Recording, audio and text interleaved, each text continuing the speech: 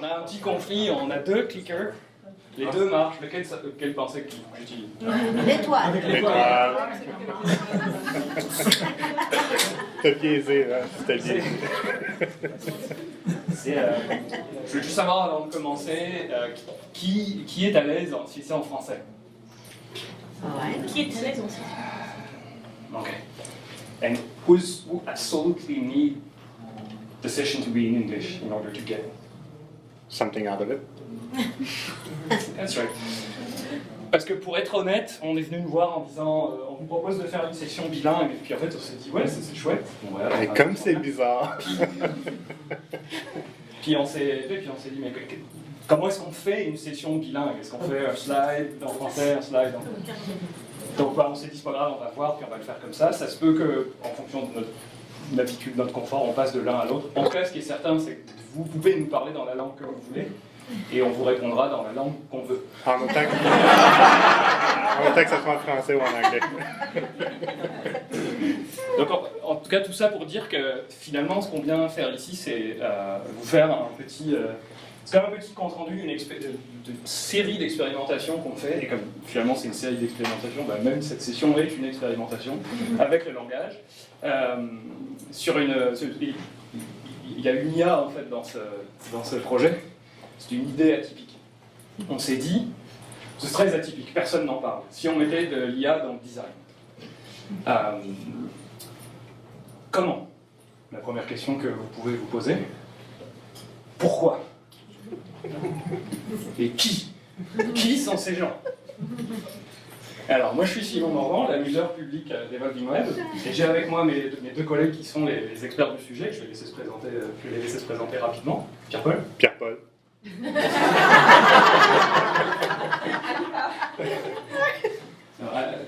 Annika est notre designer la plus senior qu'on a chez Evolving Web, elle fait du travail magnifique, et Pierre-Paul est un de nos développeurs Drupal et autres. Je ne compte même plus, aussi un de nos éléments les plus seniors. Donc on a du haut vol aujourd'hui. Alors, est-ce qu'on peut remplacer Figma par Claude Code? Un projet typique, on fait des différentes phases, on découvre, on design, et puis après on construit, on teste, on délivre. Alors, c'est très bien, mais en règle générale, ce qui se passe au début du projet, c'est... Au bout du compte, ce qu'on veut, c'est livrer du web, mais en fait, ce sur quoi on travaille en phase de conception, c'est pas du web. C'est des jolis dessins dans Figma, mais c'est pas du web natif. Et les personnes qui fabriquent l'artefact final, finalement, sont amenées dans ce jeu, finalement, cette arène, assez tard dans le processus. Et finalement, ça ressemble plutôt à ça, quelque chose de très linéaire.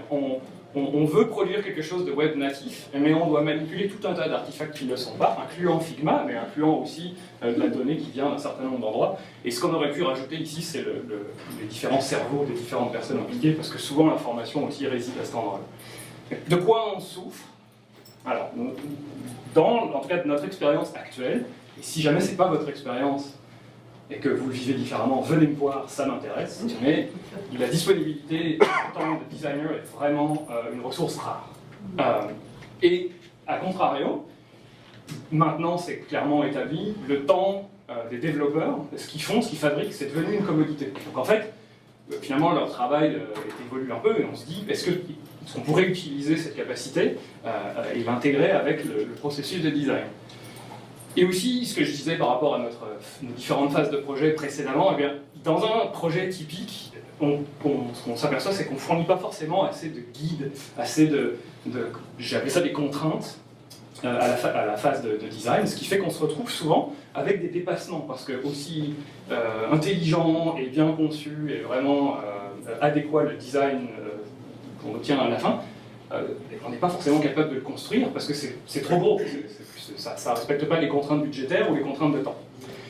Et puis, s'il y a des développeurs dans la salle et s'il y a des designers dans la salle, probablement on se reconnaît, le transfert d'un artefact Figma à un développeur, pour moi, c'est souvent pas toujours facile. C'est très difficile à standardiser, tout le monde a des opinions. Donc, il y a tendance à avoir de la friction. Des fois, ou souvent, choisissez la réponse que vous préférez, vous l'écrivez dans votre carnet, il y aura un quiz à la fin. Et puis la réalité du marché, c'est qu'aujourd'hui, nous en tant qu'agence, mais un peu partout, quand quand on vend de l'expertise de design, ou de l'expertise de développement, ou de l'expertise en stratégie web, c'est difficile de dire « moi, je ne fais pas d'IA ». Les clients s'attendent à ce qu'on l'utilise et qu'on l'utilise correctement, c'est censé faire partie des différentes expertises qu'on met. L'opportunité qui s'est présentée à nous, c'est un certain nombre de projets plutôt petits, plutôt avec des deadlines serrés et des budgets serrés, sur lesquels notre process habituel qui s'applique à des gros projets n'aurait pas du tout fonctionné, on aurait été complètement dans le champ.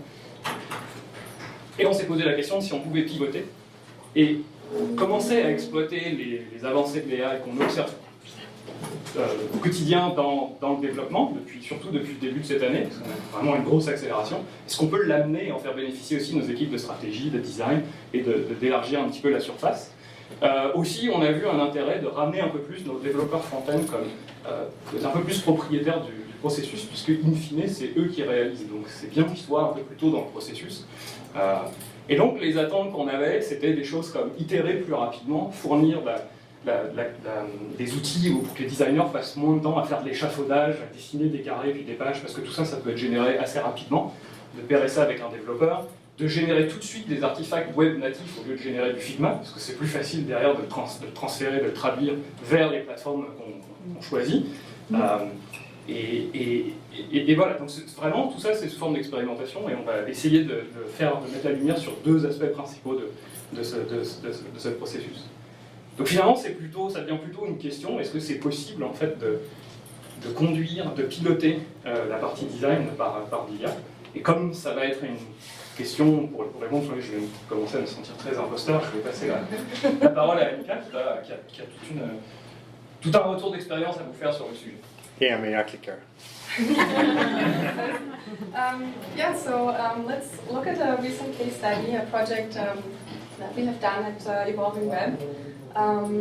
So State Health and Value Strategies is a program affiliated with Princeton University.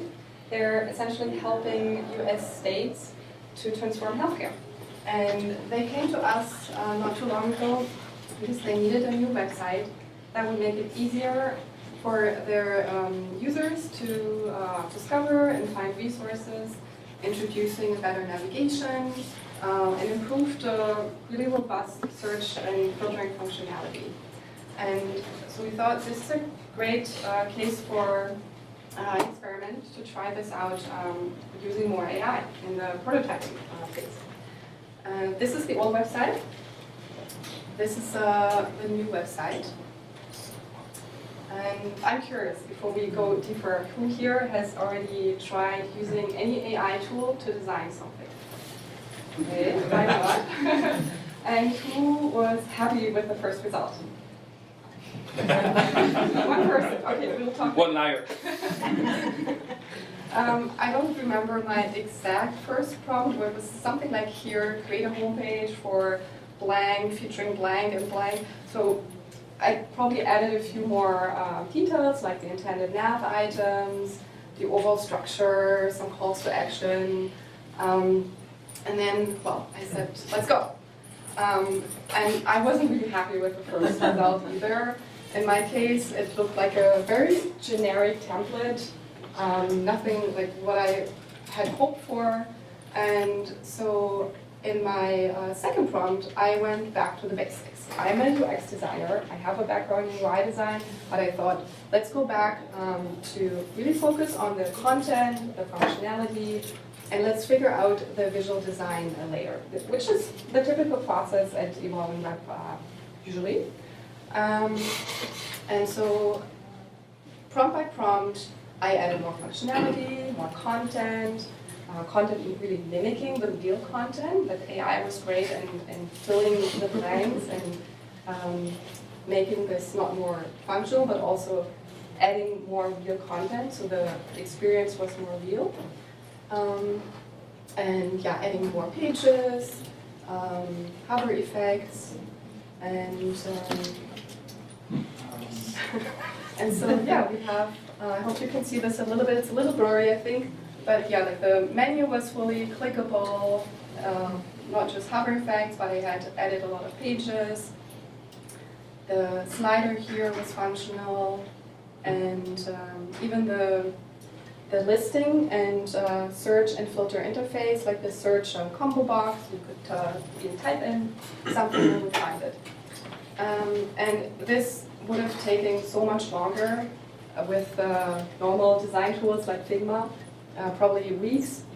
I pointed out prompt 229.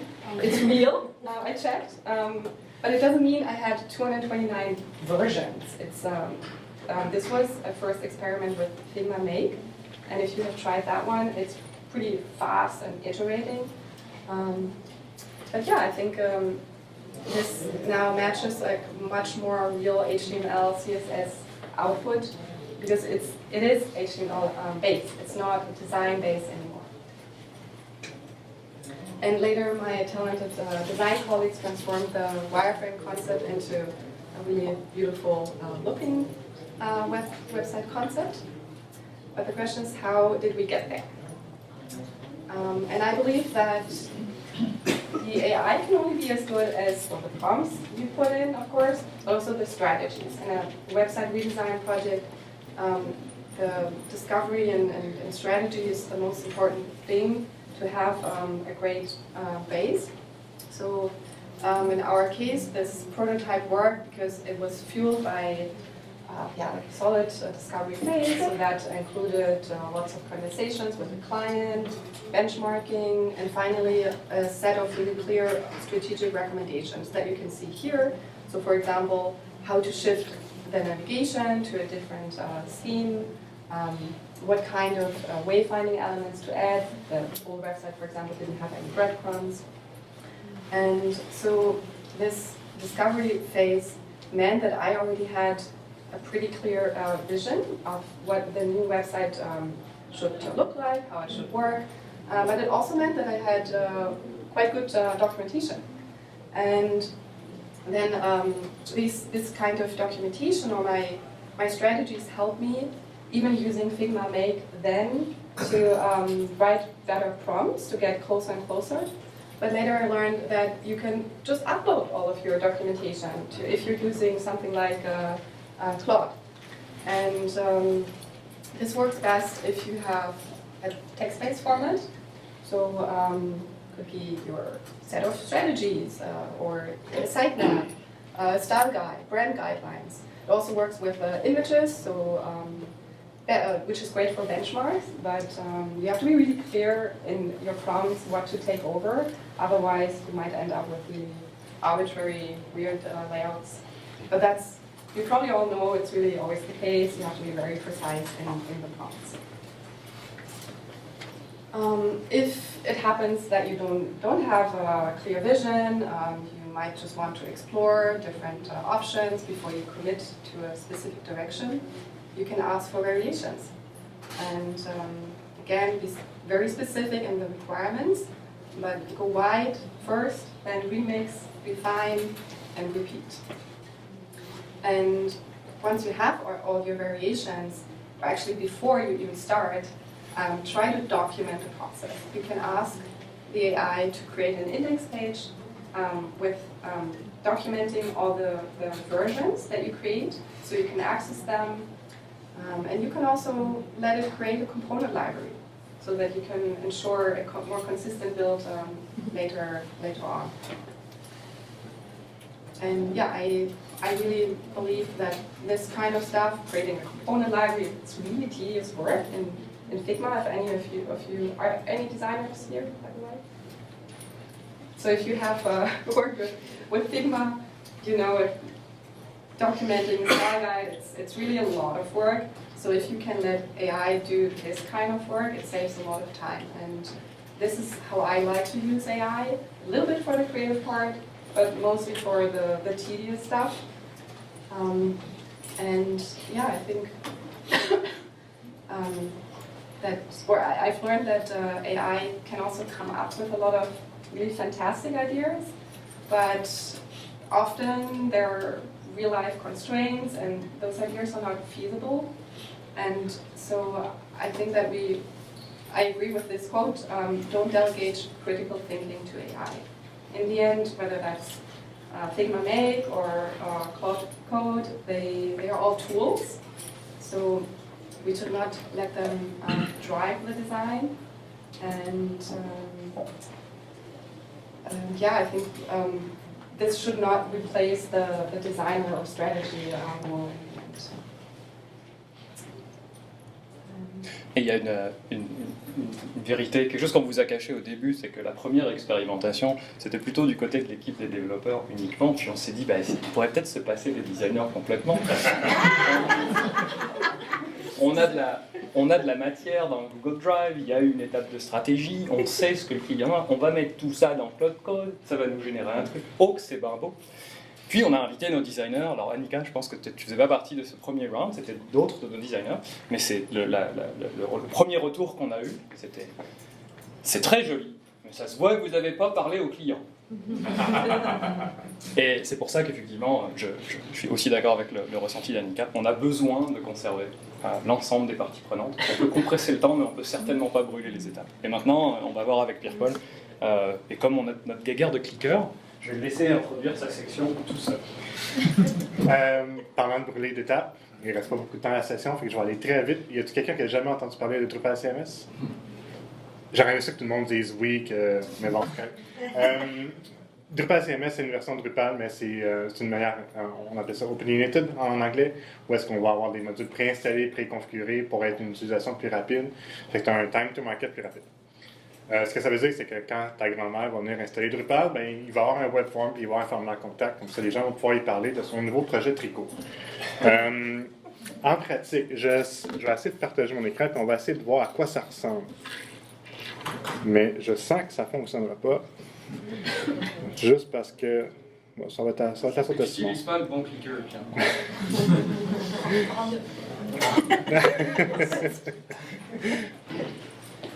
OK, fait que ça, c'est un aperçu un peu de Drupal CMS. Fait que je ne sais pas si vous avez déjà travaillé avec le nouveau thème Gin. Fait que c'est un peu plus épuré, c'est un peu plus propre. Si vous avez travaillé avec l'ancien thème, c'est peut-être pas quelque chose que vous êtes habitué. Mais la grosse particularité avec CMS, c'est que ça vient maintenant avec le Canva. Le Canva, c'est le nouveau éditeur de page qui se rapproche un peu plus de Gutenberg. C'est pour ceux qui ont déjà travaillé avec WordPress. On a maintenant une librairie de composants. Fait que là, je vous parle de tout ça parce qu'on va partir de Figma Make puis on va rentrer ça directement dans Canva de manière automatisée en utilisant les gags. C'est là que je m'en vais avec ça. Puis j'ai perdu ma place. Je m'en viens. On va utiliser un projet qui s'appelle Canva Workbench ou Nebula qui a été développé par Acquia, qui est open source. Je vous invite à jeter un coup d'œil là-dessus. Il y a beaucoup de documentation qui n'est pas très claire. Mais une fois que ça fonctionne bien. Juste donner un petit aperçu, on va partir de SHVS.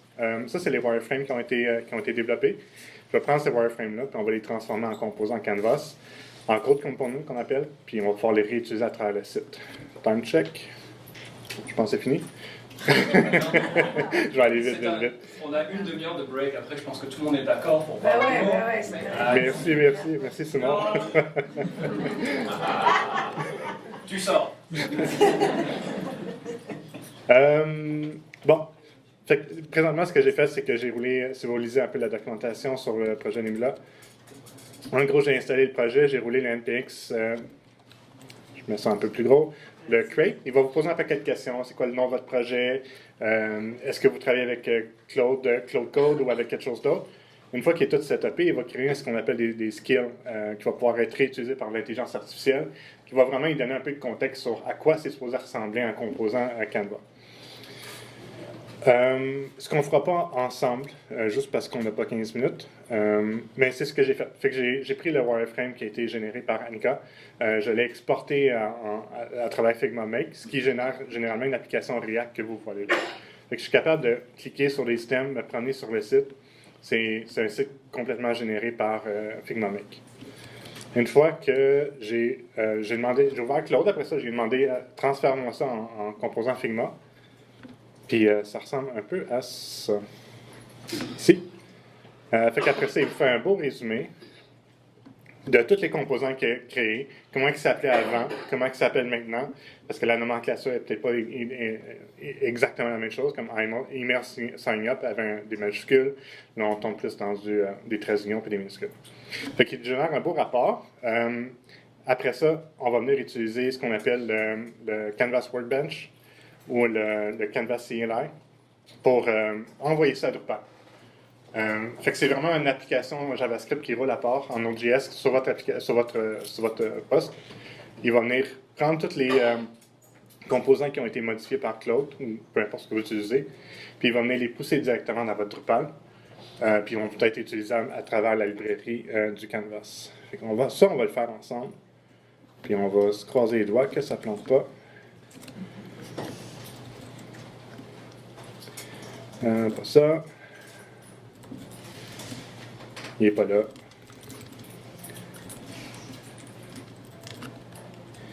NPX, Canva, push. Et c'est probablement très très petit pour vous, je m'excuse. Ce qui est important ici, c'est j'utilise un DDEV. DDEV utilise des certificats SSL qui sont signés manuellement. Fait que c'est important de spécifier ce paramètre-là. C'est malheureusement pas dans la documentation, mais je vais probablement y remédier. Ça lui permet justement à votre application Node.js de communiquer avec votre serveur. Il y a tout un setup de OAuth que je vais passer parce que c'est un peu compliqué et on n'a pas beaucoup de temps. Mais on voit ici qu'il était capable d'envoyer tous mes composants et les mettre à jour directement dans mon Drupal. Maintenant, si je retourne dans mon Drupal et qu'on va finir ça en beauté, ça va marcher du premier coup, je le sens. Je vais faire un beau edit là-dessus. Je vais aller dans ma librairie de composants. Puis ils sont tous là. Hein? C'est-tu pas magique? Merci. Une chose que je n'ai pas mentionnée, c'est que le Canvas Workbench en tant que tel ressemble à ça un peu sur l'interface. Fait que c'est un peu comme un storybook où est-ce qu'on va avoir toute la documentation de nos composants qu'on va pouvoir réutiliser à travers notre Canva avec ses différentes variantes. Puis c'est ça. C'est pas mal ça. Est-ce qu'il y a des questions? Oui. Tu peux re-switcher à la... Ben oui, excuse-moi. Non, mais il n'y a pas de problème. Je te laisse en revenir à ça. Je me sens un peu fatigué. Est-ce que si je m'assois là, tout le monde me voit? Et on fasse pas plus fort parce que dans le fond. Non, mais il n'y a pas de problème. Alors, ça donne quoi, je pense que tu viens de nous le montrer? Peux-tu me donner un clicker? Oui. Ah, j'ai pas le bon. En fait, au final, après toutes ces expérimentations, ce qu'on se rend compte, non, je déconne, je vais m'enlever, c'est que Annika travaille avec Figma Make, c'était une première expérimentation. Ce qu'on se rend compte maintenant, c'est qu'on travaille quasiment que avec des outils vraiment de génération de code, du Claude Code. Pendant nos expérimentations, Claude Design est sorti. Claude Design, c'est juste une jolie interface. C'est Claude Code derrière, ça génère des fichiers. Ça veut dire que même pour l'activité de design, particulièrement UI design, finalement, on est juste en train de gérer une base de code supplémentaire. Donc, on peut la mettre dans Git, on peut séparer comme on veut, implémenter le workflow qui correspond à l'organisation avec les dossiers. On peut, comme Annika le disait, utiliser l'AI aussi pour nous aider à maintenir un résumé, un historique de ce qu'on fait pour pouvoir le publier et le partager avec des intervenants non techniques d'une manière quasiment même encore plus accessible que pour l'être un partage Figma. Et puis, si on parle un peu des leçons qu'on a apprises, je vais aller très vite parce qu'on est en retard, puis je voudrais laisser aussi Pierre-Paul et Annika parler de leurs leçons. Mais moi, je trouve ce qui m'a le plus étonné, je dis ça partait de l'équipe de dev, puis on a exposé ça, puis on s'est dit, les designers, ils vont peut-être être un petit peu, tu sais, comme, ah ouais, mais... Et en fait, au final, tout le monde a accroché tout de suite. Le lendemain, un des designers de l'équipe était en train de jouer avec Claude Code, en train de faire des itérations sur le design qu'on venait de générer. Donc il y a eu une traction tout de suite. Mais surtout, ce qui est assez incroyable, c'est que on reparle ensemble à nouveau. On est ensemble et on construit les projets ensemble à nouveau au lieu de faire notre petit travail séparément, puis de se passer, puis finalement au lieu d'avoir de la friction après coup, on a de la collaboration en amont, on va beaucoup plus vite, non, on brûle aucune étape. Annika, do you have any other lesson learned so far that you want to share? Well, I already, I think, mentioned a lot, I hope, during my slides, but yeah, I think the part about design roles being assisted, not replaced, I think we should still all use our design eye, our empathy, real human empathy, and our expertise, no matter if we're designers or developers. So I think that's the main lesson for me. Je trouve que c'est un outil formidable pour réussir à démocratiser un peu les outils ou les connaissances qu'on n'aurait pas en tant que développeur. Fait que d'un point de vue développeur, ça nous donne plus d'outils dans notre boîte à outils. Puis c'est ça, ça nous permet d'être un peu plus humain. dans le sens où est-ce que plutôt que générer des composants à la main, je peux passer plus de temps à parler avec les clients, puis mieux connaître, puis mieux comprendre le besoin en tant que tel. C'est ça. Merci. Vous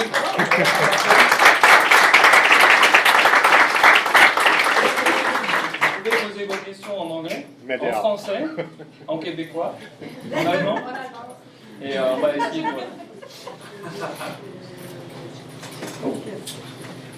C'est pas mal en même temps. Hein? En bout de ligne, les composants que tu as générés, c'est du SDC. Non, c'est ça. Fait que, pour ceux qui sont familiers avec le Drupal Canvas, il y a deux manières de gérer les composants. Il y a ce qu'on appelle le SDC, qui est anciennement des UI Patterns, mais on a aussi maintenant des Code Components, qui est des composants qu'on peut générer, qu'on peut créer directement dans l'interface Drupal. Pour ceux qui aiment ce genre d'interface-là, c'est pas mon cas personnellement. Fait que ça me permet vraiment de gérer mes composants de manière séparée dans mon éditeur de texte que je connais, que je suis habitué de travailler avec, puis j'ai déjà des outils intégrés avec. Fait que non, c'est des gros composants dans ce cas-ci. Mais c'est pas beaucoup plus compliqué de générer des SDC au lieu de générer des codes components. Mais il faut connaître React. C'est ça. Les codes components sont en React. Deuxième question. Oui, à HEC Montréal, j'imagine que vous savez déjà, on a beaucoup de sites WordPress qui sont satellites en fait à notre site web principal. Donc, à voir ça, j'imagine qu'il y a une façon de prendre nos sites actuels qui soient facilement versés dans Drupal. Oui. J'entends la réponse. Je veux te répondre oui. Le problème présentement avec Drupal Canvas, c'est qu'on c'est très actif, mais le multilingue n'est pas encore supporté. Okay, ce qui est un gros downside en ce moment pour toute la population québécoise. Mais c'est quelque chose qui est activement travaillé puis qui, normalement, à la fin du mois, devrait être fonctionnel. Je ne veux pas l'appeler stable tout de suite, mais d'ici la fin du mois, ça devrait être fonctionnel.